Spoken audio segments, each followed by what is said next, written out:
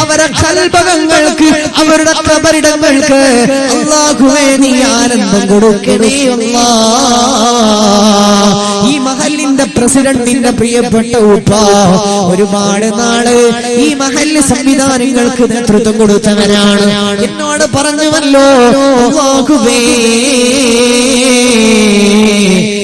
അഷ്റഫ് ഖായുടെ ഉപ്പായുടെ ഖബർ നീ സ്വർഗ്ഗമാക്കണേ അല്ലാഹ്. എന്റെ സഹോദരങ്ങളെ, അതുകൊണ്ട് പ്രിയപ്പെട്ട ഉമ്മായും ഉപ്പാക്കും അവർ ജീവിച്ചിരിക്കെ കൊടുക്കേണ്ട ബാധ്യത കൊടുക്കാൻ മറക്കണ്ട. പള്ളിക്കാട്ടിലേക്ക് അവർ പോകുമ്പോഴോ കണ്ണിന്റെ മുന്നിൽ നിന്ന് മാതാവ് മറയുമ്പോഴാണ് ഉമ്മാന്റെ വെളിച്ചം മനസ്സിലാകുന്നത്, മാതാവിന്റെ വെളിച്ചം മനസ്സിലാകുന്നത്. ശകാരിക്കുന്ന നേരത്തെ മാതാനത്വനി പറയുന്നു, ഓർക്കണം മോനെ, വയറ്റിലേക്ക് നിനക്ക് അന്നം തരാൻ വേണ്ടിയിട്ട് പകലന്തിയോളം വിയർപ്പ് കുടിച്ചുകൊണ്ട് മാപ്പ കഷ്ടപ്പെട്ട ആ പൊന്നുപ്പാന്റെ വേദന മറക്കണ്ട പോലെ പ്രിയപ്പെട്ട മാതാവിനെയും പിതാവിനെയും മറക്കണ്ട. അല്ലാഹുവേ അവരെ പരമാവധി സന്തോഷിപ്പിക്കാൻ തൗഫീഖ് തരണേ അല്ലാഹ്, തൗഫീഖ് തരണേ അല്ലാഹ്. രണ്ട് കാര്യങ്ങൾ ഞാൻ നിങ്ങളെ ശ്രദ്ധയിൽപ്പെടുത്തി. നമ്മള് വളരെ താല്പര്യത്തോടെ നിങ്ങൾ മനസ്സിലാക്കേണ്ട, ശ്രദ്ധിക്കേണ്ട ഒരു കാര്യം, പലപ്പോഴും നമ്മൾ ശ്രദ്ധിച്ചിട്ടുണ്ടാവില്ല. നമ്മൾ നമ്മുടെ വൈഫിന്റെ കൂടെ ടൂർ പോകാറുണ്ടല്ലേ? ഉണ്ടല്ലേ? പരിസരത്തുള്ള ആളുകളൊക്കെ എല്ലാവരും ഒന്ന് ശ്രദ്ധിക്കും. നമ്മുടെ വൈഫിനോടൊത്തുകൊണ്ട് നമ്മൾ ടൂർ പോകാറുണ്ട്. വീഗാലാൻഡ് അല്ലെ, മൈസൂര്, ബാംഗ്ലൂര്, പല സ്ഥലത്തും പോകാറുണ്ട്. നമ്മുടെ കൂട്ടുകാരോടൊത്തുകൊണ്ട് നമ്മൾ പോകാറുണ്ട് അല്ലേ? മക്കളോടൊത്തുകൊണ്ട് പോകാറുണ്ട്. നമ്മുടെ ബന്ധു പല ആളുകളുടെ കൂടെ നമ്മൾ അടിച്ചു പൊളിക്കാറുണ്ട്. നമ്മുടെ നാട്ടിലെ സുഹൃത്തുക്കൾ പലപ്പോഴും നമ്മൾ 2 മാസം കൂടുമ്പോൾ ട്രിപ്പ് അടിക്കുന്ന ആളുകൾ. കുഴപ്പമൊന്നുമില്ല, നല്ല ഇസ്ലാമികമായ രീതിയിൽ എന്റർടൈൻ ചെയ്യുന്നതിനും പ്രോബ്ലം ഒന്നുമില്ല, നല്ല രീതിയിൽ. നമ്മൾ ആരെങ്കിലും സ്വന്തം ഉമ്മാനെ കൊണ്ട് ഒരു ട്രിപ്പ് ആരെങ്കിലും പോയത് ഓർമ്മയുണ്ടോ? ഒന്നാലോചിച്ച് നോക്കി എന്റെ പ്രിയപ്പെട്ട വൈഫിനോടൊത്തുകൊണ്ട്, കൂട്ടുകാരോടൊത്തുകൊണ്ട്, മക്കളോടൊത്തുകൊണ്ട് പോകുമ്പോൾ ഭൂമി ലോകത്ത് നിനക്ക് ലഭിച്ച ഏറ്റവും പ്യുവർ ലവ് 100%, 91.6 കേട്ടിട്ടില്ലേ? 916 ക്യാരറ്റ്, 22 ക്യാരറ്റ് എന്ന് കേട്ടില്ലേ? ഏറ്റവും പ്യുവർ ആയിട്ടുള്ള ലവ്, സ്നേഹം നിനക്ക് ലഭിച്ചത് നിന്റെ ഉമ്മാടെ കയ്യിൽ. ആ ഉമ്മാനെ ഒരു വട്ടമെങ്കിലും ഒരു നല്ലൊരു എന്റർടൈനിങ് ട്രിപ്പിന് നമ്മൾ കൂടെ കൂട്ടിയിട്ടുണ്ടോ? നമ്മൾ വിചാരിക്കും എന്ത് വയസ്സായ ഉമ്മാക്ക് എന്ത് ടൂറ്, വയസ്സായ ഉപ്പാക്ക് എന്ത് ടൂറ്. പൊന്നുമോനെ, പ്രായം ചെന്ന പൊന്നുമ്മാനെ കൈപിടിച്ചിട്ടു ഉമ്മാ നമ്മളൊരു ടൂർ പോകുകയല്ലേ, നല്ലൊരു സ്ഥലത്തേക്ക് നമ്മളൊന്ന് പോകുകയല്ലേ ഉമ്മാ. തുള്ളിച്ചാടി നിന്റെ കൂടെ അവർ കടന്നു വരികയാണ്. എന്നിട്ട് നല്ലൊരു സ്ഥലത്ത് ചെന്നിട്ട് ഒരുപാട് കഥ പറയുമ്പോ പൊന്നുമോനെ, എന്റെ പ്രിയപ്പെട്ട ഉമ്മാന്റെ കൂടെ നീ ഒന്ന് ഒരുമിച്ചിരുന്ന് ഭക്ഷണം കഴിക്കുമ്പോ, നല്ലൊരു സ്ഥലത്ത് ചെന്ന് ഭക്ഷണം കഴിക്കുമ്പോ നിന്റെ പൊന്നുമ്മ ഉള്ളിൽ കരന്നുകൊണ്ട് റബ്ബിനോട് ദുആ ചെയ്യുകയാണ്. റബ്ബേ, എന്റെ പ്രിയപ്പെട്ട റബ്ബേ, എന്റെ പൊന്നുമോനെ തളർത്തല്ല പടച്ചവരെ, ദുനിയാവ് തളർത്തല്ല അല്ലാഹ്, ആഖിറത്ത് തളർത്തല്ല റബ്ബേ. വയസ്സുകാലത്തന്നെ പരിഗണിച്ച പൊന്നുമോനാണ്. ഭാര്യയോടൊത്തുകൊണ്ട് ടൂർ പോകുമ്പോ, മക്കളോടൊത്തുകൊണ്ട്, കൂട്ടുകാരോടൊത്തുകൊണ്ട് അടിച്ചു പൊളിച്ച് നീ നടക്കുന്നത് നിന്റെ വീടിന്റെ ഉള്ളറകളിൽ നിന്ന് സാധുവായ പൊന്നുമ്മ നോക്കി കാണാറുണ്ട്. റബ്ബേ എന്ന് വിലപിച്ച ഒരുപാട് നിമിഷങ്ങളുണ്ടല്ലോ. ഒരു തവണ പോലും എന്റെ പൊന്നുമോൻ എന്നെ വിളിക്കുന്നില്ലല്ലോ അല്ലാഹ്, പെരുന്നാളിന് പോലും വിളിക്കുന്നില്ലല്ലോ റബ്ബേ എന്ന് വിലപിച്ച പൊന്നുമ്മയുടെ നിമിഷങ്ങൾ ഒരുപാടുണ്ട്, കരഞ്ഞുപോയ നിമിഷങ്ങളുണ്ട് മോനെ. അതുകൊണ്ട് ഒരു തവണ നീ ഒന്ന് പയറ്റി നോക്കണം, ഒരു തവണ നീ ഒന്ന് ചെയ്തു നോക്കണം. നിന്റെ പൊന്നുമ്മ മതി, നിന്റെ ഉപ്പ മതി, വേറെ ആരും വേണ്ട. നല്ലൊരു സ്ഥലം സ്ഥലത്ത് നീയും അടിച്ചു പൊളിച്ചു പോരേ. എന്റെ വാപ്പാന്റെ ഉമ്മാന്റെ മനസ്സ് നിറക്കാനാണ്, വാപ്പാന്റെയും ഉമ്മാന്റെയും കൽബ് നിറക്കാൻ വേണ്ടിയാണ്, ഹലാലായ മാർഗത്തിലുള്ള സന്തോഷം കൊടുക്കാനാണ്. അവരെ പരമാവധി സന്തോഷിപ്പിച്ചോ. ആധുനിക കാലഘട്ടത്തിൽ ജീവിച്ചു പോയ പണ്ഡിതനാണല്ലോ മഹാനായ മുഹമ്മദുൽ ഗസാലി എന്നത്. ഫൈസി ഉസ്താദിനറിയാമല്ലോ. പണ്ഡിതന്മാർ അദ്ദേഹത്തിന്റെ കിതാബ് നോക്കിയിട്ടുണ്ടല്ലോ. മാതാപിതാക്കൾക്ക് ചെയ്തു കൊടുക്കേണ്ട കടമ പറഞ്ഞെടുത്തു. ഉമ്മഹാത്തുൽ കിതാബ് ഒരുപാട് നോക്കിയപ്പോ പ്രായമുള്ള വാപ്പാക്കും ഉമ്മാക്കും എങ്ങനെയാണ് സന്തോഷം ലഭിക്കുക? ഹലാലായ രീതി സ്വീകരിക്കുന്നതിൽ കുഴപ്പമില്ല, അത് ചെയ്യൽ നിർബന്ധമാണ്. ഒരു പൊന്നുമോന് പൊരുത്തമുള്ള മോനാകണമെങ്കിൽ അത് ചെയ്യണമെന്ന് പണ്ഡിതന്മാർ എഴുതി വെക്കുകയാണ്. ആധുനിക കാലത്തെ പണ്ഡിതൻ മുഹമ്മദുൽ ഗസാലി എഴുതി വെക്കുകയാണ്. എന്തെന്നറിയുവോ? പ്രായം ചെന്ന വാപ്പാനെയും ഉമ്മാനെയും കൂടെ നല്ലൊരു ട്രിപ്പ് പോകുന്നത്, ഇടയ്ക്കിടെ ഔട്ടിങ് ചെയ്യുന്നത്, അത് വാപ്പാനെയും ഉമ്മാനെയും മനസ്സിന് റിലാക്സേഷൻ കൊടുക്കുന്നതാണ്. അതിലൂടെ അവരുടെ ഖൽബകങ്ങളിൽ രൂപപ്പെടുന്ന പ്രാർത്ഥന അല്ലാഹുവിന്റെ ദർബാറിന് മടക്കാൻ കഴിയില്ല എന്ന് മുഹമ്മദുൽ ഗസാലി തങ്ങൾ എഴുതി വെക്കുമ്പോൾ എന്റെ പ്രിയമുള്ളവരെ ഒരു തവണയൊന്ന് പറ്റി നോക്കണേ. അല്ലാഹു തൗഫീഖ് തരട്ടെ. വലിയ കാര്യമാണ്. എന്തേ മോലാരോ അത് പറയണമെന്ന് വിചാരിക്കണം. നിങ്ങളൊന്ന് പറ്റി നോക്കും. ഉപ്പളയിൽ ഉപ്പള കുന്നിൽ മക്കാമുണ്ട്. അവിടെ ഒരു ഉറൂസ് പരിപാടി ഉണ്ട്. ഇപ്പൊ അടുത്ത് കഴിഞ്ഞതാ ഫെബ്രുവരിയോ മാർച്ചോ ഓർക്കണില്ല, ഫെബ്രുവരി ആണെന്ന് തോന്നുന്നു. അവിടെ ഞാൻ ഈ സംഭവം പറഞ്ഞു. അങ്ങനെ 1-2 സ്ഥലത്ത് ഞാൻ ഈ ഒരു സംഭവം, ഈ വിഷയം കടന്നു വരുമ്പോ ഷെയർ ചെയ്യാറുണ്ട്. 1 ഡസനോളം ആളുകൾ എന്നെ ഫോൺ ചെയ്തു. 1 ഡസനോളം എന്ന് വെച്ചാൽ 12ഓളം ആളുകൾ എന്നെ, 10-11 ആളുകൾ എന്നെ വിളിച്ചു. ഉപ്പളയുള്ള ഒരാളും എന്നെ വിളിച്ചു. അതാണ് കാസർഗോഡ് ഞാൻ അത് ഓർത്തത്, ഉപ്പളയോർത്ത്. അവരെ പറഞ്ഞു, ഉസ്താദേ അതുപോലെ ഞങ്ങൾ ചെയ്തു നോക്കി. ഒരു മോൻ വിളിക്കാൻ എന്നോട്. ഒരുപാട് പേര് തന്നെ പറഞ്ഞു. ഞാനും എന്റെ ഉമ്മയും. അവൻ പറഞ്ഞു ഞങ്ങൾ ഊട്ടിക്കാണ് പോയതെന്ന് പറഞ്ഞു. എന്റെ ഉമ്മാനൊന്നും ഞങ്ങൾ പരിഗണിക്കാറുണ്ടായിരുന്നില്ല. പെരുന്നാളിനൊക്കെ ഒരു സാധാ മാക്സി എടുത്ത് ഉമ്മ മാക്സി കൊടുക്കും, എന്നിട്ട് ഫുഡ് ഉണ്ടാക്കാല്ലാതെ വേറെ ഒന്നിനും ഉമ്മാനെ പരിഗണിക്കാറുണ്ടായിരുന്നില്ല. ഞങ്ങളും ഞങ്ങളുടെ ബാക്കിയുള്ള ആളുകൾ അടിച്ചു പൊളിക്കാറാണ്. ഉസ്താദ് പറഞ്ഞതിന് ശേഷം ഞാൻ എന്റെ പൊന്നുമ്മാനെ, ഞാനും എന്റെ ചേട്ടനും അനിയനും, ഞങ്ങൾ 3 മക്കളും, എന്റെ പെങ്ങളും എന്റെ ഉമ്മയും, ഞങ്ങൾ മാത്രം മരണപ്പെട്ടിട്ടുണ്ട്. ഞങ്ങൾ നല്ല ജീവിതത്തിൽ ആദ്യമായിട്ട് നല്ലൊരു ഈ ഒരു മനോഹരമായ ട്രിപ്പ് ഞങ്ങൾ പോയി. ഉസ്താദെ ഞങ്ങൾ ഉമ്മാന്റെ പുറപ്പെട്ടത് മുതൽ തിരിച്ചു വരുന്നത് വരെ ഉമ്മാന്റെ കവിളത്ത് കണ്ണുനീരായിരുന്നു. ഉമ്മ കരയുകയായിരുന്നു. ഉമ്മാന്റെ മനസ്സിനകത്ത് ആനന്ദത്തിന്റെ കണ്ണുനീരായിരുന്നു. ഉസ്താദെ അങ്ങോട്ട് ഒന്ന് സഞ്ചരിച്ചു നോക്കൂ, അപ്പൊ നിന്റെ മനസ്സിനകത്ത് സമാധാനം വരും. പല ചെറുപ്പക്കാരും ഒരു സമാധാനമില്ല ഉസ്താദ്, കഞ്ചാവ് അടിക്കുന്നത് അതുകൊണ്ടാണ്, അപ്പൊ പിന്നെ കുറച്ച് റിലാക്സേഷൻ ഉണ്ടല്ലോ എന്ന് പറയാറുണ്ട്. ജീവിതത്തിൽ ആനന്ദവും സമാധാനം ലഭിക്കണമെങ്കിൽ ഇത്തരം നിബിധങ്ങൾ പറഞ്ഞു തന്ന, അലിമിങ്ങൾ പറഞ്ഞു തന്ന വഴിയിലൂടെ ഒന്ന് സഞ്ചരിച്ചു നോക്കൂ, അപ്പൊ നിന്റെ ജീവിതം മാറും. അല്ലാഹു തൗഫീഖ് തരട്ടെ. അപ്പൊ എന്ത് ചെയ്യാം, ഒന്ന് പ്രതിജ്ഞ എടുക്കുക ചെറുപ്പക്കാരൊക്കെ, ഒരു വട്ടമെങ്കിലും ഒന്ന് നല്ല പോലെ വാപ്പാനെ ഉമ്മാനെ, വേറെ ആരും വേണ്ട, എല്ലാവരും കൂടെ ഫാമിലി അടിക്കാനല്ലേ പറഞ്ഞു. അപ്പൊ ഇൻഷാ അല്ലാഹ് അതിന്റെ റിസൾട്ട് മനസ്സിലാകും.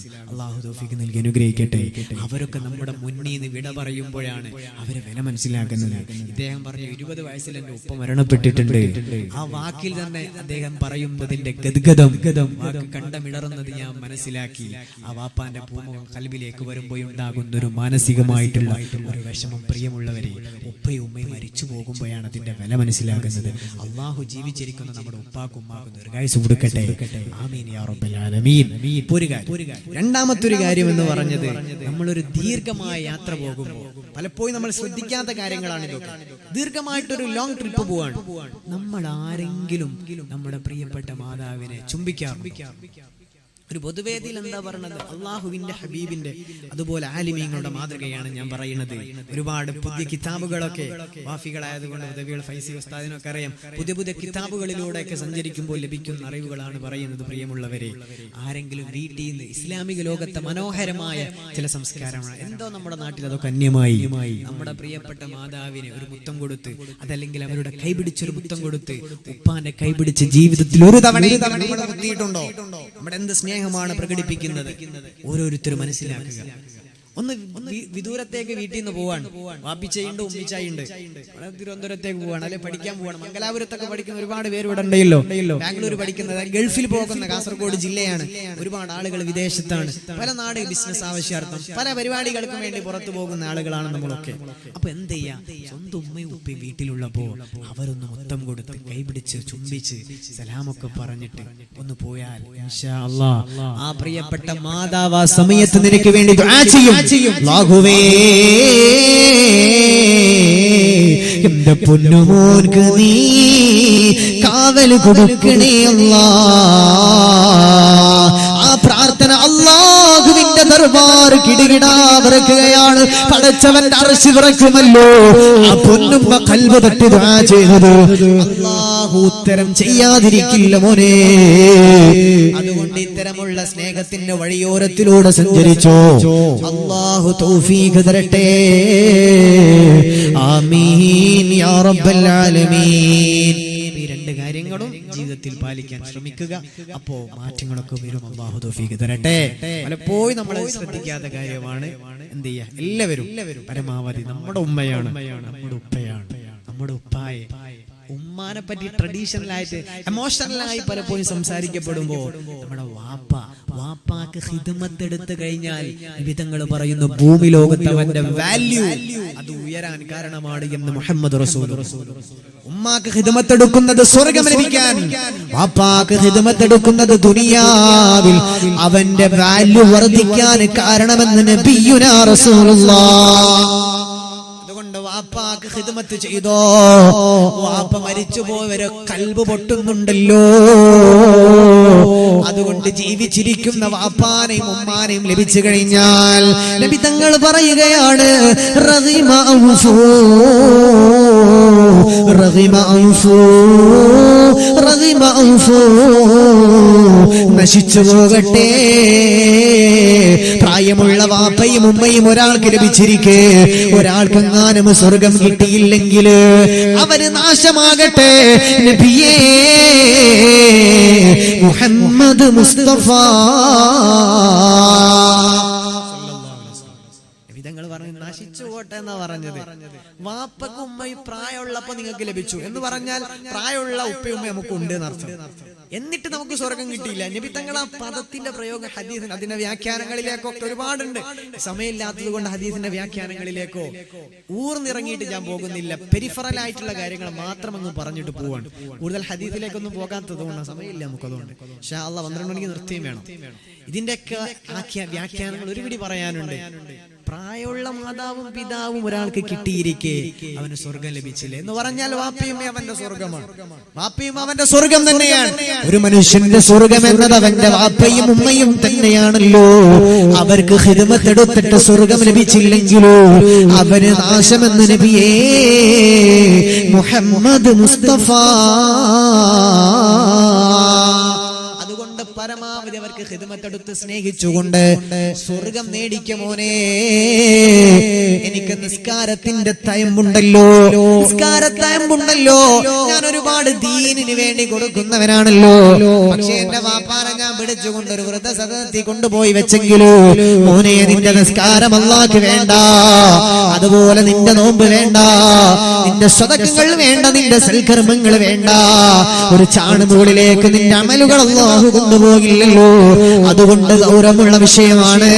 അല്ലാഹു പഠിക്കാൻ തൗഫീഖ് തരട്ടെ. മുആദ് തങ്ങളോട് അല്ലാഹുവിന്റെ റസൂൽ പറയുന്നു, മുആദേ ആറാമത്തെ വിഭാഗമാരെന്നറിയോ? പടച്ചവന്റെ കോടതിയിലേക്ക് വരുന്നോ ആറാമത്തെ വിഭാഗമാരെന്നറിയുവോ?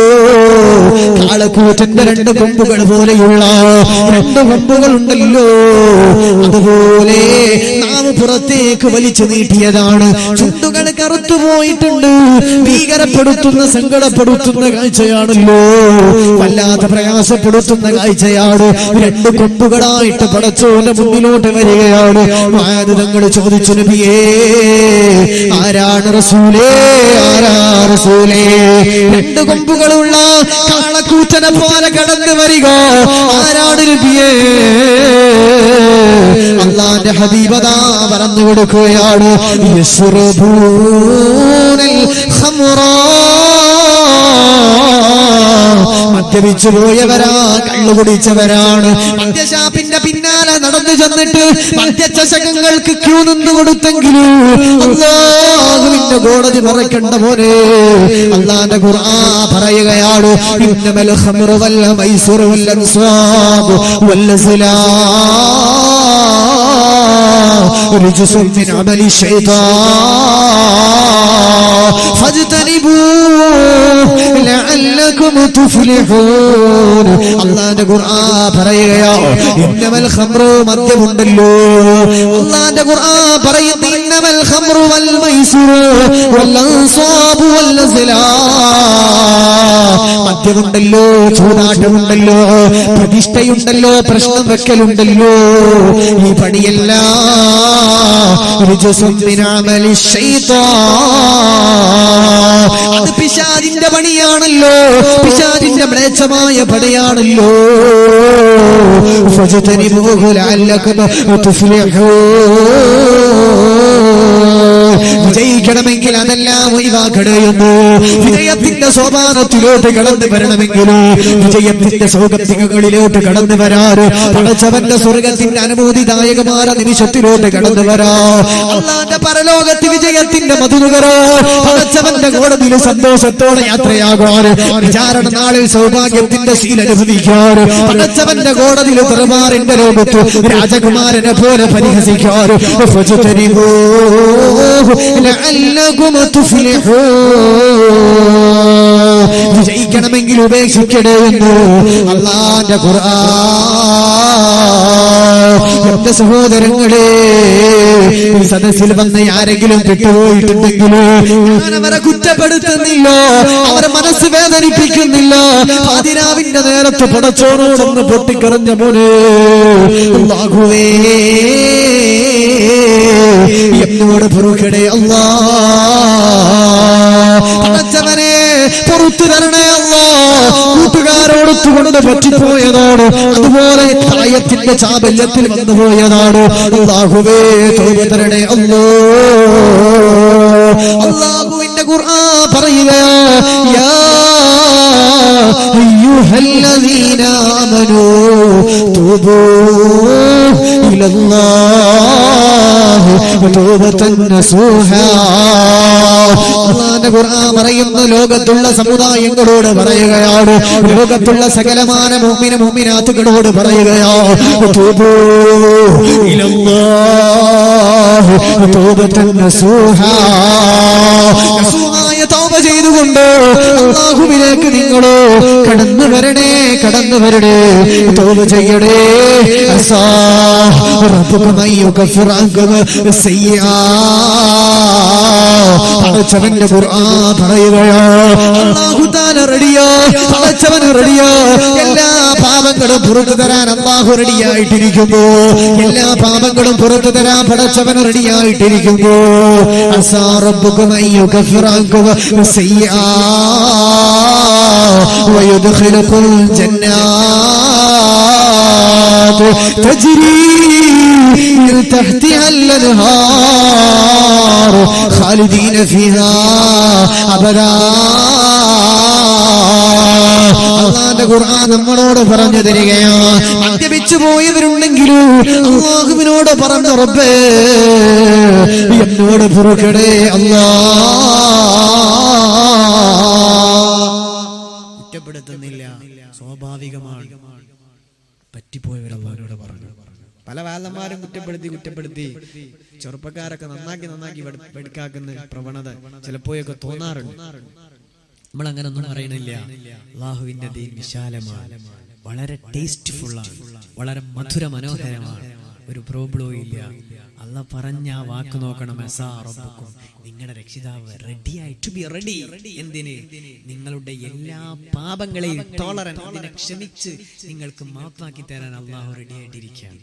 അപ്പൊ പിന്നെ എവിടെയാണ് നമ്മൾക്ക് പേടിക്കാനുള്ളത്? അള്ളാഹിനോട് പറഞ്ഞാൽ മതി. പണ്ടുള്ള പോലെയല്ല, ഇന്ന് തിന്മക്കും തെറ്റുകൾക്കും സാഹചര്യം കൂടിയ സമയമാണ്. പണ്ടുള്ള കാലത്ത് ഒരാൾക്കൊരു തിന്മ ചെയ്യാൻ അങ്ങോട്ട് പോകണം, അല്ലേ? അങ്ങോട്ട് ചെന്നിട്ട് ചെയ്യണം. ഒരു വ്യഭിചാരം അങ്ങോട്ട്, വേറെന്തെങ്കിലാണ് അങ്ങോട്ട് പോകുന്നത്. ഇന്നങ്ങനെയല്ല. ചെറുപ്പക്കാരുടെ മൊബൈലൊക്കെ 4G ഹാൻഡ്സെറ്റുകളാണ്. മൈക്രോ സെക്കൻഡുകളെ കൊണ്ടൊന്ന് ക്ലിക്ക് ചെയ്താൽ അവന്റെ ഫോണിൽ ഇന്റർനെറ്റ് ബാലൻസ് ഉണ്ടെങ്കിൽ ഇപ്പൊ എല്ലാരിടത്തും ഫ്രീ ആയിട്ട് ഇഷ്ടം പോലെ ഉണ്ട്. ജസ്റ്റ് ഒന്ന് ഓപ്പൺ ചെയ്ത് ക്ലിക്ക് ചെയ്യുമ്പോൾ ആംസ്റ്റർഡാമിൽ നടന്ന വ്യഭിചാരത്തിന്റെ സീനുകൾ അവന് വളരെ കൂളായിട്ട് ലഭിക്കുകയാണ്. പണ്ടതില്ല. അവന് മദ്യം വേണമെങ്കിൽ ജസ്റ്റ് ക്ലിക്ക് ചെയ്താൽ മതി, അവന്റെ മുന്നിലേക്ക് ഡെലിവറി, ഹോം ഡെലിവറിയാണ്, മുന്നിലേക്ക് വരികയാണ്. ക്യൂ നിൽക്കേണ്ട കാര്യം പോലും ഇല്ല. അവൻ എന്ത് തിന്മ വേണമെങ്കിലും, അവന് വ്യഭിചാരം ചെയ്യാൻ ആഗ്രഹം ഉണ്ടെങ്കിൽ ജസ്റ്റ് ഓൺലൈൻ ക്ലിക്ക് ചെയ്താൽ മതി. അവൻ ആരാ വേണ്ടത്? കാശ് കൊടുത്താൽ കിട്ടുന്ന ഒരു തരത്തിലുള്ള ടെക്നോളജിക്കൽ ഇംപ്രൂവ്മെന്റ് ലോകത്ത് നടന്നിട്ടുണ്ട്. അഡ്വാൻസ്ഡ് ലോകത്താണ് നമ്മൾ ജീവിക്കുന്നത്. അതുകൊണ്ട് തിന്മകൾ പറ്റിപ്പോകൽ സ്വാഭാവികമാണ്. അത് ചെറുപ്പക്കാരാകുമ്പോൾ, പ്രത്യേകിച്ച് പ്രായത്തിന്റെ ചാബല്യത്തിൽ അത് സംഭവിക്കൽ സ്വാഭാവികമാണ്. അപ്പൊ നമ്മൾ എന്ത് ചെയ്യണം? അവരങ്ങ് കുറ്റപ്പെടുത്തി പരിഹസിച്ച് നാട്ടിൽ ഒന്നിനും കൊള്ളാത്തവരാക്കിയിട്ട് അവന് കള്ളുപിടിയാനാണ്, അവൻ പെണ്ണുപിടിയവനാണ്, അവൻ ഇങ്ങനെയാണ് മനങ്കനാണെന്ന് പറഞ്ഞിട്ട് അവൻ ദീനിലേക്ക് വരുന്ന, അള്ളാഹുവിന്റെ ദീനിലേക്ക് ഓടിയെടുക്കുന്നവന്റെ മനസ്സിന്റെ എല്ലാ താല്പര്യങ്ങളും നശിപ്പിച്ച് കളങ്ങുന്ന വർത്താനങ്ങളാണ് പലപ്പോഴും നാട്ടുകാർ പറയുന്നത്. അത് പാടില്ല പ്രിയമുള്ളവരെ. അത് പറഞ്ഞുകൊണ്ട് നമുക്ക് ഒരു ഉപകാരവും കിട്ടാൻ പോകുന്നില്ല. അതുകൊണ്ട് ഒരു നേട്ടവും കിട്ടാൻ പോകുന്നില്ല. ആള് നശിക്കാൻ പോവാണ്. അതുകൊണ്ട് തിന്മ ചെയ്യുന്നവരൊക്കെ ചേർത്ത് നിർത്തിയിട്ട് നല്ല സ്നേഹത്തോടെ ഒന്ന് നമ്മൾ പ്രവർത്തിച്ചാൽ ഏത് നമ്മുടെ ചെറുപ്പക്കാരെന്ന് പറഞ്ഞാൽ വളരെ നിഷ്കളങ്കരാണ്, വളരെ നിഷ്കളങ്കരാണ് ചെറുപ്പക്കാർ. ഒറ്റയ്ക്കിരുന്നു കൊണ്ട് കുറച്ചു നേരം സംസാരിച്ചു നോക്കിയാൽ അള്ളാഹുവിനെ, ഹബീബിനൊക്കെ പറഞ്ഞാൽ കരയുന്ന, പൊട്ടി പൊട്ടി കരയുന്ന ഒരു വലിയ ചെറുപ്പക്കാരുണ്ട്. നല്ല ഫ്രീക്ക് ലുക്കിലാകും നടക്കുന്നത്. പക്ഷേ അത്ഭുതങ്ങൾക്ക് ഖൽബിനകത്ത് അള്ളാഹുവിനെ പേടിയുള്ള ഒരുപാട് സഹോദരങ്ങൾ ഇവിടെ ഓടി നടക്കുന്ന വോളണ്ടിയേഴ്സ് ഒക്കെ നാട്ടിലെ ചെറുപ്പക്കാരായ സഹോദരങ്ങളാണ് അല്ലേ? പലപ്പോഴും നമ്മൾ പല തിന്മയും പറഞ്ഞടക്കുന്ന ചെറുപ്പക്കാർ ദീന്റെ പേരിൽ കാണിക്കുന്ന ഈ ആവേശം അള്ളാഹുവിൽ നിർത്തി കൊടുക്കട്ടെ. അങ്ങനെ മനസ്സ് നിറയെ നന്മയുള്ള സമൂഹമാണ്, യുവത്വമാണ് നമ്മൾക്ക്.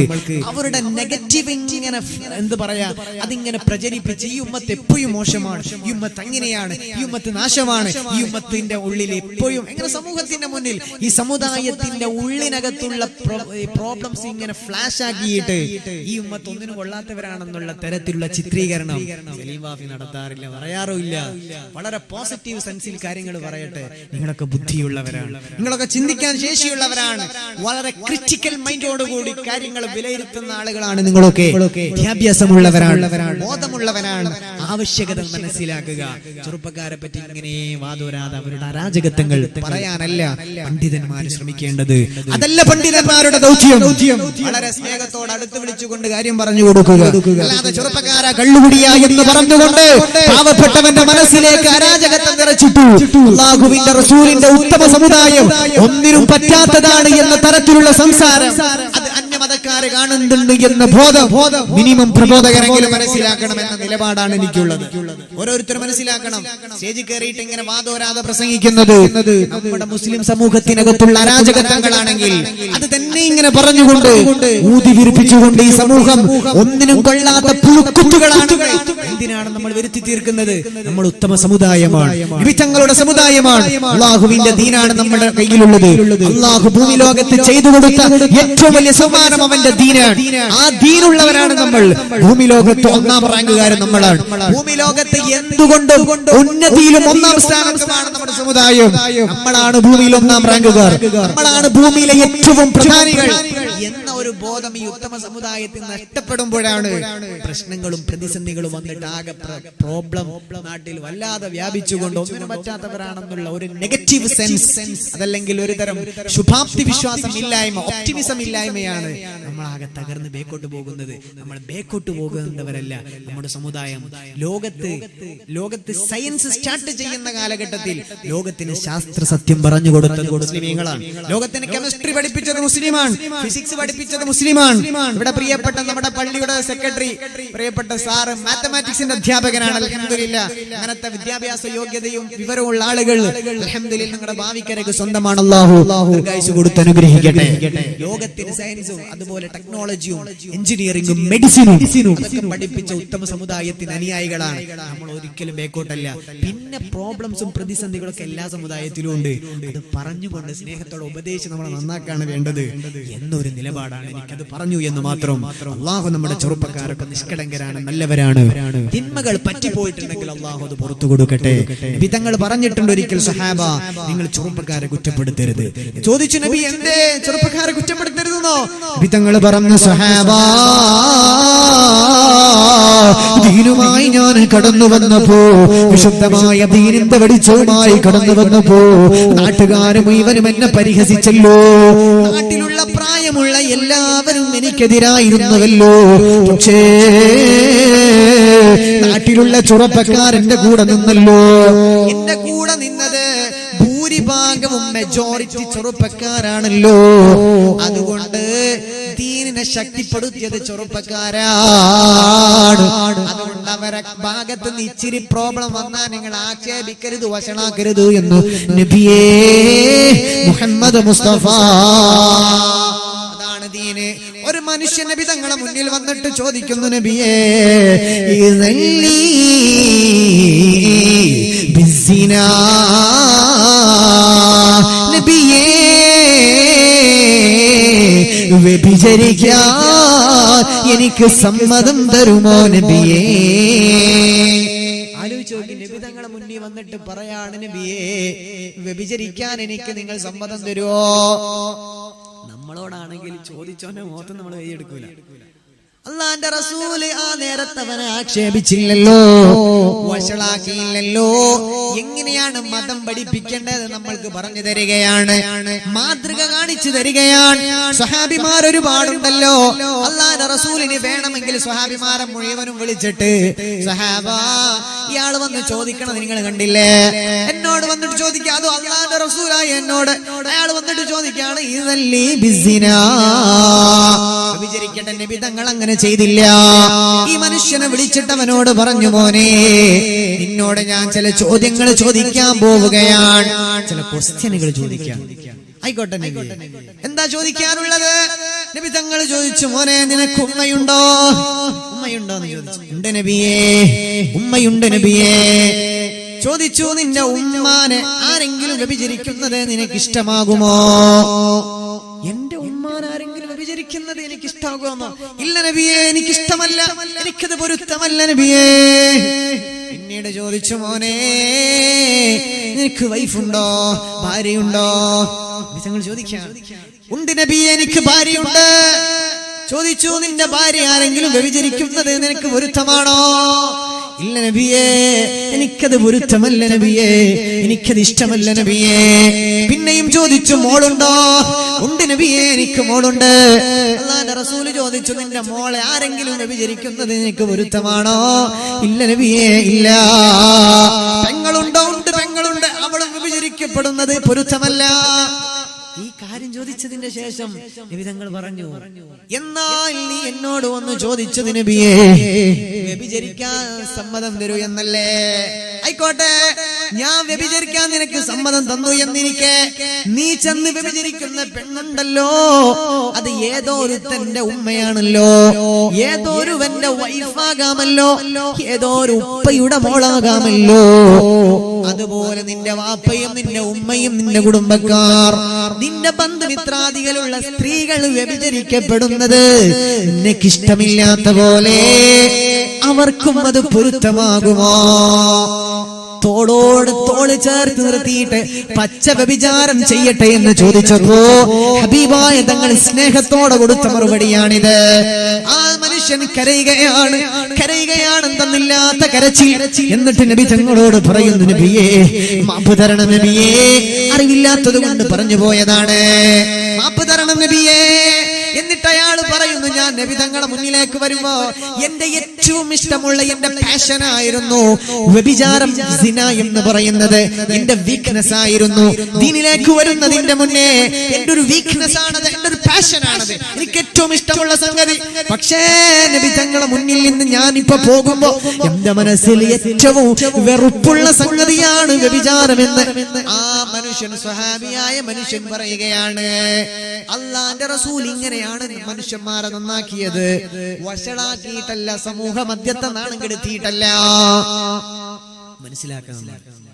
ഇങ്ങനത്തെ കേസുകളും നാട്ട കേസുകളൊക്കെ ഇങ്ങനെ പറഞ്ഞടക്കരുത്. മിനിമം മുസ്ലിമീങ്ങൾ നമ്മുടെ സംസ്ഥാനം ഭരിക്കുന്ന മന്ത്രിമാർ അല്ലെ, മുസ്ലിം ലീഗിന്റെ മന്ത്രിമാര്, CPM-ന്റെ മന്ത്രിമാർ, ആരുടെ മന്ത്രിമാരാകട്ടെ, ചീഞ്ഞ കേസുകളൊക്കെ പലപ്പോഴും നമ്മൾ ഷെയർ ചെയ്യുമ്പോൾ ഒന്ന് ഓർക്കണം, നമ്മുടെ ആഖിറ നമ്മൾ മറന്നു പോകരുത്. അള്ളാഹു കാത്തിരക്ഷിക്കട്ടെ അല്ലെ. പല ആളുകളും പാവപ്പെട്ട കുഞ്ഞാലിക്കുട്ടി സാഹിബൊക്കെ അതിന്റെ പേരിൽ എത്ര അനുഭവിച്ചു. ഇപ്പൊ ശശീന്ദ്രൻ എന്ന് പറഞ്ഞ മന്ത്രി അനുഭവിച്ചു. ഓരോ ഏത് പാർട്ടിക്കാരനാകട്ടെ അല്ലെ, അള്ളാഹു നമ്മുടെ ഭരണാധിപന്മാർക്കൊക്കെ നല്ലപോലെ ഭരിക്കാൻ തൗഫീഖ് കൊടുക്കട്ടെ. ആമീൻ യാ റബ്ബൽ ആലമീൻ. ഒരുപക്ഷെ ജീവിതത്തിൽ സംഭവിച്ചിരിക്കാം, പക്ഷെ അതിങ്ങനെ പറഞ്ഞു ഫ്ലാഷാക്കി നടക്കാൻ പാടുണ്ടോ അല്ലേ? പാവപ്പെട്ട മനുഷ്യന്മാർ കഅബയുടെ കില്ല പിടിച്ചുകൊണ്ടൊക്കെ ഒരു സാഹിബ് സത്യം ചെയ്യേണ്ടി വന്നു. പാവം അള്ളാഹു അദ്ദേഹം അനുഭവിച്ച വിഷമങ്ങൾക്ക് അള്ളാഹു പകരം കൊടുക്കണം. ദുആ ചെയ്യാം. സമൂഹത്തിന് സേവനം ചെയ്യുന്ന ആളുകളെ നമ്മൾ സ്മരിക്കേണ്ടതുണ്ട്. നല്ല നല്ല മനുഷ്യന്മാരെ പറ്റി വെറുതെ കുറ്റം പറയരുത്. ആരാകട്ടെ, ഏത് പാർട്ടിക്കാരാകട്ടെ അല്ലെ. പിന്നീട് കുറച്ച് കോടതി കുറ്റവിമുക്തമാക്കുക. എന്നിട്ട് നമ്മൾ പറഞ്ഞതിന്റെ പേരിൽ നമ്മൾ പറയുന്നത് നാണം കെട, ഇതൊന്നും പാടില്ല. നമ്മൾ നമ്മുടെ നാവിനെ സൂക്ഷിക്കുക. നമ്മൾ വളരെ ടു ബി പെർഫെക്റ്റ്, വളരെ പെർഫെക്റ്റ് ആയിരിക്കണം നമ്മുടെ സംസാരം, നമ്മുടെ രീതികൾ, ഇതൊക്കെ വളരെ പെർഫെക്റ്റ് ആയിരിക്കണം. അപ്പോഴാണ് നമുക്ക് വിജയം ഉണ്ടാകുന്നത്. ഇൻഷാ അല്ലാഹ് ഭാവിക്കര നാട് എനിക്ക് വല്ലാതെ ഇഷ്ടപ്പെട്ടു. നിങ്ങളുടെ കാര്യങ്ങളും സമീപനങ്ങളും പരിപാടിയുടെ ക്രമീകരണമൊക്കെ വളരെ ഇൻഷാ അല്ലാഹ് എനിക്ക് ഇഷ്ടപ്പെട്ടു. അള്ളാഹു നിങ്ങളുടെ നാടിന്റെ ഐക്യവും സ്നേഹവും ബന്ധങ്ങളൊക്കെ നിലനിർത്തി അനുഗ്രഹിക്കട്ടെ. ഈ മഹാനുഭാവന്റെ പൊരുത്തം നിങ്ങൾക്ക് ഖബറിന്റെ ജീവിതം വരെ അതിന്റെ ശേഷവും അള്ളാഹു നിറച്ചു തരട്ടെ എന്ന് ദുആ ചെയ്യുകയാണ്. അപ്പോ യശ്റബൂനൽ ഖംറ, കള്ളു കുടിച്ച ആളുകൾക്ക് അള്ളാഹിന്റെ കോടതിയിൽ ലഭിക്കാൻ പോകുന്ന ശിക്ഷ കാളക്കൂറ്റന്റെ കൊമ്പുകളെ പോലെ സുബ്ഹാനല്ലാഹ് ആ രൂപത്തിൽ വരുമെന്ന് മുഹമ്മദ് റസൂലുള്ളാഹ്. 6 രൂപം പറഞ്ഞു. ഇനി 6 രൂപം കൂടെ നമ്മൾ എന്താ പറയാ, ഇടിമിന്നലേറ്റ പോലെ ദ്രുതഗതിയാന്ന് പറഞ്ഞു തീർക്കും. അള്ളാഹു തൗഫീഖ് തരട്ടെ. അതിന്റെ മുന്നേ ലേലത്തിലേക്ക് കിടക്കുന്നത് പറഞ്ഞിട്ട് ഇൻഷാ അല്ലാഹ് ലേലം ചെയ്യുന്നതിലേക്ക് കടക്കും. ഈ 6 കാര്യങ്ങൾ നേരത്തെ ഞാൻ പറഞ്ഞു. പറയാൻ പറ്റിയ ആരെങ്കിലും ഉണ്ടെങ്കിൽ സമ്മാനം കൊടുക്കും. ആരെങ്കിലും ഉണ്ടെങ്കിൽ ഒന്ന് കൈവയ്ക്കാട്ടെ. ആരെങ്കിലും ഉണ്ടോ?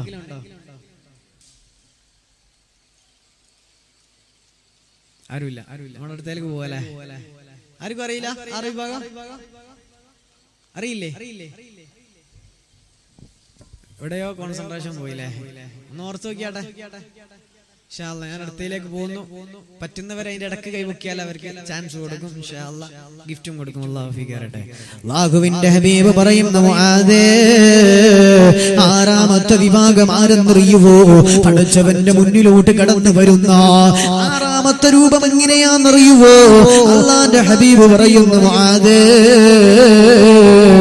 ലിജ്നി മിൻ അഫ്വാഹിൽ ഖൈഉ,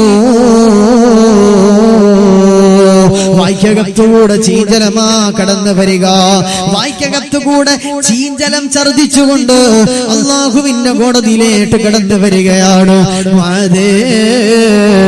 ആരെന്നറിയുമോ മോനെ? സത്യത്തെ തകർത്തവരാണ്, ദീനിനെ തകർക്കാൻ ശ്രമിച്ചവരാണ്. അള്ളാഹുവിന്റെ ദീനിന്റെ പ്രവർത്തനം നടക്കുമ്പോ, പരിപാടി നടക്കുമ്പോ, റൂസ് പരിപാടി നടക്കുമ്പോ, നന്മയുടെ പ്രവർത്തനങ്ങൾ നടക്കുമ്പോ പടച്ചവനെ അതങ്ങ് തകർന്നു പോയെങ്കിലോ, അത് നശിച്ചു പോയെങ്കിലോ എന്ന് കരുതിയിട്ട് സത്യത്തെയും ധർമ്മത്തെയും തകർക്കാൻ കടങ്കൽ കത്തിവെക്കുന്നവനാണ്, പാരവെക്കാൻ ശ്രമിക്കുന്നവരാണ്. അല്ലാഹുവേ കാക്കണേ അല്ലാഹ്. 8ാമത്തെ വിഭാഗം അല്ലാഹുവിന്റെ റസൂൽ പറയുകയാണ്, അല്ലാഹുവിന്റെ ഹബീബ് പറയുകയാണ്, വായ്ക്കകത്തുകൂടെ രക്തം ഛർദിച്ചിട്ടാ കടന്നു വരിക. രക്തം ഛർദിച്ചുകൊണ്ട് പടച്ചവന്റെ മുന്നിലോട്ട് കടക്കുകയാണ്. ആരെന്നറിയുമോ? മുആദേ കച്ചവടത്തിൽ കളവ് പറഞ്ഞവരാ. കച്ചവടത്തിൽ കളവ് പറഞ്ഞവരാണ്. കള്ളം പറഞ്ഞുകൊണ്ട് കച്ചവടം നടത്തിയവരോ, കള്ളത്തരത്തിലൂടെ കച്ചവടം ചെയ്തു പോയവരാണ്. മുആദേ 10 രൂപ ലാഭം ലഭിക്കാൻ കളവ് പറയുമ്പോ, ഡ്യൂപ്ലിക്കേറ്റ് സാധനം കൊണ്ടുവന്ന് ഒറിജിനലാണെന്ന് പറയുമ്പോ, നാട് പടച്ചോന്റെ കോടതി മറന്നു പോകണ്ടോ? നാട് പടച്ചവന്റെ കോടതി മറന്നു പോകണ്ടോ? അല്ലാഹുവേ ഞങ്ങളുടെ പ്രിയപ്പെട്ട കച്ചവടക്കാർക്ക് നല്ല ബുദ്ധി കൊടുക്കണേ അല്ലാഹ്. 9ാമത്തെ വിഭാഗം അല്ലാഹുവിന്റെ റസൂല് പറയുകയാണ്, ശബ്ദക്കാൽ ദുർഗന്ധമുള്ള ചീഞ്ഞളിഞ്ഞ രൂപത്തിൽ നാട് പടച്ചോന്റെ മുന്നിലോട്ട് വരികയാണ്. അവരെ കാണുന്ന നേരത്ത് കുടുംബക്കാര് മാറി നിൽക്കുകയാണ്, കൂട്ടുകാര് മാറി നിൽക്കുകയാണ്, എല്ലാവരും മാറി നിൽക്കുകയാ. പടച്ചവനെ എന്തോ ഒരു നാറ്റമാണല്ലോ, എന്തോ ഒരു സ്മെല്ലാണ് പടച്ചവരെ, എന്തോ ഒരു ദുർഗന്ധ ദുർഗന്ധമാണല്ലോ, സഹിക്കാൻ കഴിയാത്ത ദുർഗന്ധത്തോടെ പടച്ചവന്റെ മുന്നിലോട്ട് വരികയാണ്. മുആദ് തങ്ങൾ ചോദിച്ചു, നബിയേ ആരാണ് റസൂലേ? അല്ലാഹുവിന്റെ ഹബീബ് പറഞ്ഞു കൊടുക്കുകയാണ്, മഅസി ഖൗഫൻ മിനന്നാസ്. മനുഷ്യന്മാരെ പേടിച്ചുകൊണ്ട് തെറ്റുകളെ ഉപേക്ഷിച്ചു പോയവരാണല്ലോ. അവന് കാണുമല്ലോ ഞാൻ ഈ തിന്മ ചെയ്താൽ അവള് കാണുമല്ലോ, ഞാൻ ഈ തിന്മ ചെയ്താൽ അവന് കാണുമല്ലോ എന്ന് പ്രതീക്ഷിച്ചുകൊണ്ട് ചിന്തിച്ചുകൊണ്ട് തിന്മ ചെയ്യാത്തവരാണ്. തിന്മ ഉപേക്ഷിക്കേണ്ടത് അല്ലാഹുവിന് വേണ്ടിയാണല്ലോ.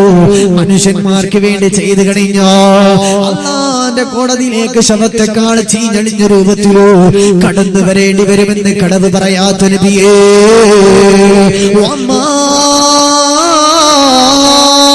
യന്തിഖു അനിൽ ഹവാ ഇൻ ഹുവ ഇല്ലാ വഹ്യു യുഹാ. നബി തങ്ങൾ ഹവ പറയില്ലല്ലോ, തമാശ രൂപേണ പോലും എന്തെങ്കിലും വിളിച്ചു പറയുന്നവരല്ല. യംതിഖു അനിൽ ഹവാ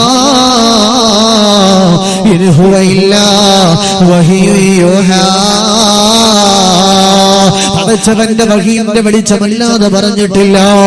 അല്ലാഹുവിന്റെ വഹീന്റെ വെളിച്ചമാണ് നബി തങ്ങൾ പറയുന്നത്. അതുകൊണ്ട് കള്ളം പറയാത്ത മനസ്സിന്റെ മനോമുഖത്തിലോ രാജകുമാരനെ പോലെ പ്രതിഷ്ഠ നടത്തിക്കൊണ്ടിരിക്കുക.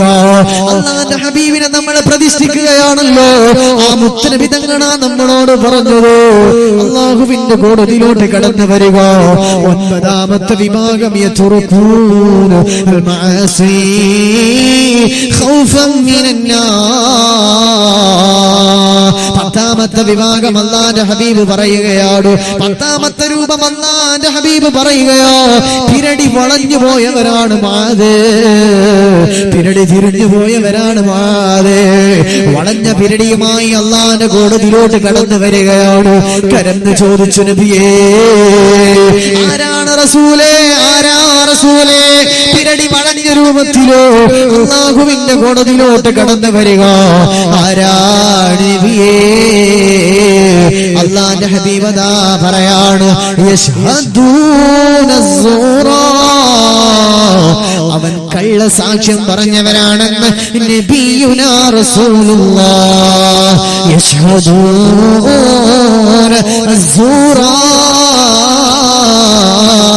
ഞാൻ എന്റെ കണ്ണുകൊണ്ട് കണ്ടതാണ്, ഞാനത് കേട്ടതാണ്, ഞാനത് അനുഭവിച്ചതാണെന്ന് പരസ്യമായില്ലാത്ത കഥകൾ വിളിച്ചു പറയുന്നവരാണ്. യശ്ഹദൂന സൂറാ. നബിയേ മുഹമ്മദ് മുസ്തഫ, ഞാൻ ചെയ്തുള്ളൊരു പാപം കണ്ട് എന്നെ വിളിക്കൂലേ? നബിയെ താങ്ങൂല ഇന്നെന്റെ മുറാദി ശ്രുതിയാം ചെയ്തരേ. ഞാൻ തീർത്തുള്ളൊരു മദനം കണ്ട് അങ്ങ് കരയില്ലേ? നബിയെ താങ്ങൂല നിന്റെ കൽവിൻ തുണയാം ചെയ്തരേ. മുത്ത് കരഞ്ഞാൽ സിദ്ദീഖോരും ഫാറൂഖ് അവരും കരയൂലേ? നബിയെ തണിയെ തുണയാൽ നബിയെ കാത്തിരിക്കാമോ മഹ്ശറയിൽ?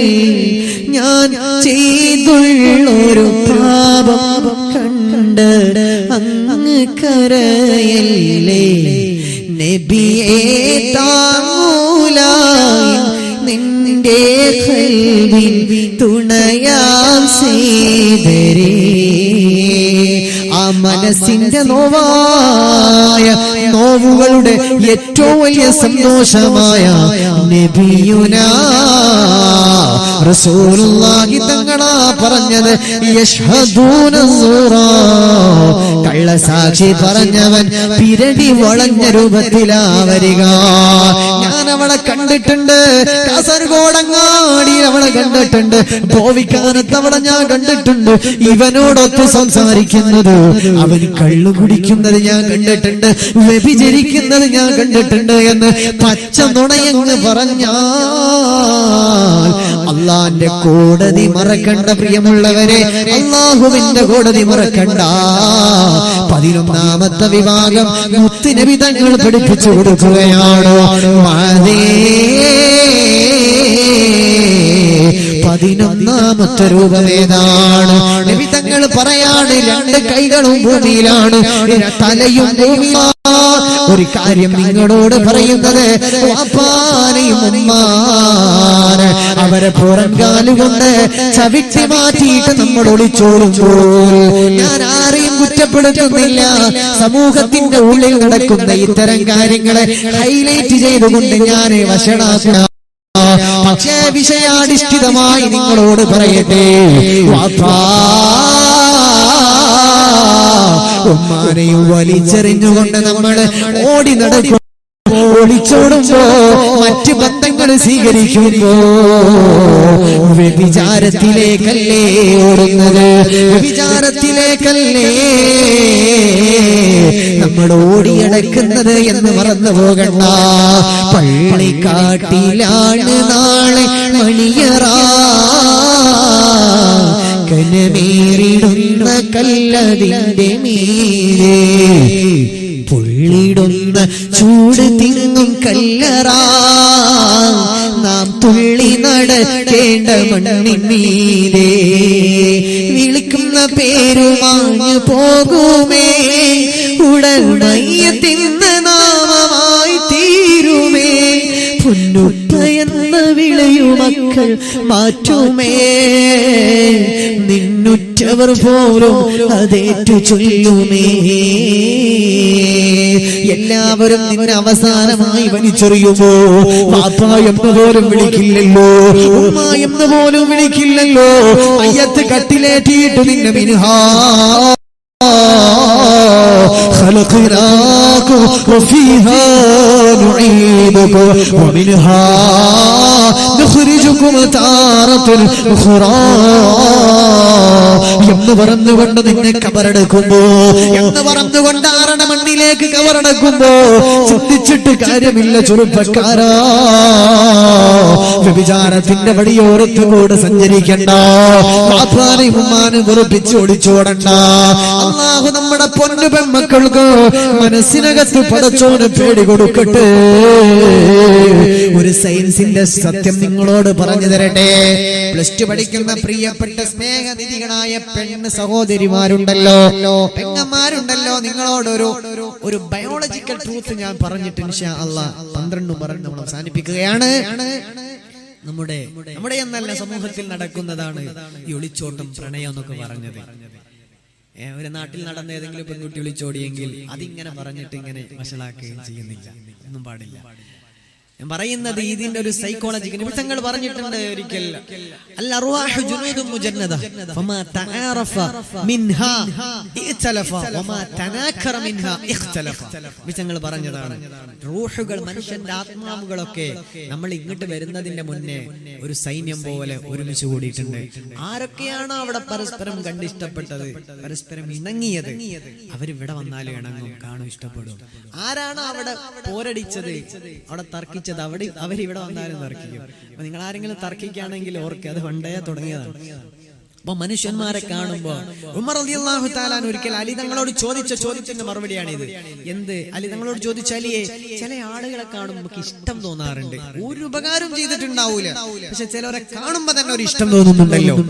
വേറെ ചില ആളുകളെ കാണുമ്പോ ഒരു ദേഷ്യം, ഒരു ഉപദ്രവം ചെയ്തിട്ടുണ്ടാവൂല, പക്ഷെ ദേഷ്യം, അതിന്റെ റീസൺ നിങ്ങൾക്ക് അറിയുമെന്ന് ചോദിച്ചപ്പോഴാണ് അലി റളിയല്ലാഹു തആല അൻഹു നബി തങ്ങൾ പറഞ്ഞു കൊടുത്ത ഈ ഒരു ഹദീസ് പറഞ്ഞത്. അപ്പൊ അതിന്റെ വിവക്ഷ എന്ന് പറഞ്ഞാൽ, മനുഷ്യന്മാരെ കാണുമ്പോ ഇഷ്ടം മനസ്സിൽ വരിക, അത് സ്വാഭാവികമാണ്. പ്രത്യേകിച്ച് നമ്മുടെ ക്യാമ്പസ് കലാലയ ജീവിതത്തിലൊക്കെ അത്തരം കാര്യങ്ങളൊക്കെ മൊമെന്റുകൾ ഉണ്ടാവുന്നത് സ്വാഭാവികമാണ്. പൊന്നു പെങ്ങന്മാരെ അള്ളാനെ പിടിച്ചോളി. സ്വാഭാവികതയിൽ നിന്ന് നമ്മുടെ ഖൽബിനെ നമ്മൾ കോൺസെൻട്രേറ്റ് ചെയ്തിട്ട് അതിനെ തടഞ്ഞു നിർത്തുന്നതിനാണ് ഈമാൻ എന്ന് പറയുന്നത്. അങ്ങനെ നിങ്ങൾ അതിൽ പെട്ടുകഴിഞ്ഞാൽ നിങ്ങളുടെ ഈമാൻ നശിക്കും, ദുനിയാവും ആഖിറവും നശിക്കും. കാത്തിരക്ഷിക്കട്ടെ. സയൻസ് പറയണത് എന്ന് പറഞ്ഞാൽ പലപ്പോഴും ഇങ്ങനെ ഒളിച്ചോട്ടം നടക്കുന്നുണ്ട്. എല്ലാ പെൺകുട്ടികൾക്കും അറിയാം ഇതൊക്കെ 100% ഫെയിലാണ്. വാപ്പാനെ ഉമ്മാനെ വകഞ്ഞു മാറ്റിയിട്ട് ഒളിച്ചോടുമ്പോ അതൊക്കെ തകർന്ന് തരിപ്പണമായിട്ട് ഒന്നുമല്ലാതെ അവസാനം ഒന്നിനു പറ്റാത്ത ചണ്ടിയായി ചറുവായി ഏതെങ്കിലും വേശ്യാലയത്തിൽ അല്ലെങ്കിൽ ആത്മഹത്യ ചെയ്യേണ്ട ഗതികേടിലാക്കാണ് ഇങ്ങനത്തെ ഒളിച്ചോട്ടങ്ങളും പ്രണയവും ഈ സമൂഹത്തിന്റെ ഏറ്റവും വലിയ അരങ്ങ് തകർക്കുന്ന ധാർമ്മികതയായി ഇന്ന് നടമാടിക്കൊണ്ടിരിക്കുന്നത് എന്ന് നമുക്കൊക്കെ അറിയാം, എല്ലാവർക്കും അറിയാം അല്ലേ? ഇത് തകരുന്നറിയാം. പിന്നെ എന്തുകൊണ്ടാണ് ഒളിച്ചോടാൻ ധൈര്യപ്പെടുന്നത്? കാലിഫോർണിയയിൽ നടന്നൊരു പഠനമുണ്ട്. ഒരുപാട് 300ഓളം വരുന്ന കൗമാരി പെൺകുട്ടികളിൽ നടത്തിയ ഒരു പഠനത്തിൽ അവിടുത്തെ സയന്റിസ്റ്റുകൾ, അവിടുത്തെ സൈക്കോളജിസ്റ്റുകൾ അവര് രേഖപ്പെടുത്തി വെച്ചൊരു പഠനത്തിൽ പറയുന്നു, ഇത്തരം കാഴ്ചകളിലൂടെ അവരുടെ മസ്തിഷ്ക, അവരുടെ ശരീരത്തിൽ ഇന്റേണൽ അവരുടെ ഓർഗാൻ അത് പ്രവർത്തിച്ചുകൊണ്ട് അവിടെ ഒരു എൻസൈം ഉണ്ടാകുന്നുണ്ട്. ഡോപ്പമീൻ എന്നാണ് പേര്. ആ ഒരു എൻസൈം കാരണമാണ് ഈ പ്രണയം നിലനിൽക്കുന്നത്. ഇനി അവരെന്ത് ചെയ്ത് ഒളിച്ചോടി. അപ്പൊ പിന്നെ ഈ എൻസൈം ഡിക്രീസ് ചെയ്യും എന്ന് പറഞ്ഞാൽ അത് കുറയും. ഇംഗ്ലീഷ് അറിയുന്നവരാണ്, നിങ്ങൾക്ക് സെർച്ച് ചെയ്താൽ പഠനം ലഭിക്കും. അവരുടെ ശരീരത്തിൽ രൂപപ്പെട്ട ഈ എൻസൈം എന്ത് ചെയ്യും? കല്യാണം കഴിച്ചില്ല, അവർ ഒളിച്ചോടി. അവർ ഒന്നിച്ചൊരു 1.5 മാസം കഴിഞ്ഞാൽ പിന്നെ എൻസൈം കുറഞ്ഞിട്ട് ഇങ്ങനെ 0 ലെവലിലേക്ക് എത്തും. അപ്പൊ പിന്നെ അവനെ വേണ്ടാതായി, അവൻ ഇവളെ വേണ്ടാതായി. അങ്ങനെ ആ ബന്ധം പുളിയും. അപ്പോഴാണ് ഓർമ്മ വരിക എന്നൊരു പഠനം റിപ്പോർട്ട് മോഡേൺ സയൻസിന്റെ മനോഹരമായിട്ട് ഇക്കാര്യം രേഖപ്പെടുത്തി വെച്ചിട്ടുണ്ട്. അപ്പൊ പൊന്നു സഹോദരിമാരെ, നിങ്ങൾ എന്ത് ചെയ്യണ്ട, അത്തരം ഡോപ്പമിൻ നിങ്ങളുടെ ശരീരത്തിൽ രൂപീകരിക്കപ്പെടുമ്പോഴാണ് ഇതൊക്കെ ഉണ്ടാകുന്നതെന്ന് ഓർക്കുക. അതെല്ലാം നിങ്ങളുടെ മുന്നിലേക്ക് വന്നിട്ട് ആ ചെക്കനെ ലഭിച്ച് അവളെ ലഭിച്ച് കുറച്ചു കാലം കഴിയുമ്പോൾ ഇതങ്ങ് ഇല്ലാതെയായിട്ട് അലിഞ്ഞു തീർന്ന് പിന്നെ വാപ്പാനെ ഉമ്മാനെ ധിക്കരിച്ച് തന്നെ ഉണ്ടാകുള്ളൂ. ദുനിയാവും ഉണ്ടാവില്ല, ആഖിറവും ഉണ്ടാവില്ല. അപ്പോ അങ്ങനെ ആ ഒരു മാർഗത്തിലേക്കൊന്നും ചിന്തിക്കരുത്.